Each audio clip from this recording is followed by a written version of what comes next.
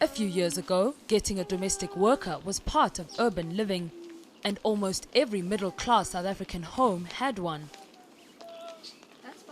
But a recent report by the South African Institute of Race Relations has found that the demand for domestics has fallen by 5% in the last 10 years. While the decrease appears minimal, researchers say the figure is significant because the country's middle class and average income has increased in the last decade. Meet JULIET.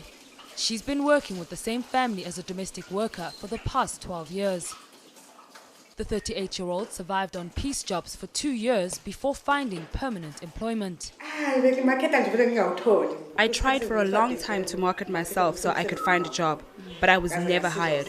Eventually, I was helped by my sister, who helped me to find this job. SA Nanny founder ERLO DUNCAN says the cost of employing a domestic is just too high for some families. In the past, where a domestic fulfilled many roles of being a cleaner, a baby care worker, or maybe even an elderly care worker. That's not just accepted anymore.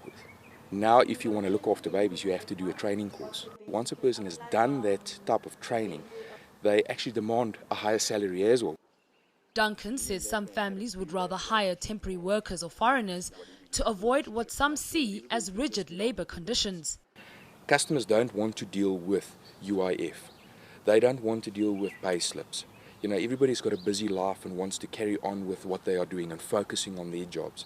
So it's an extra effort and burden that's placed upon customers to make sure that they comply.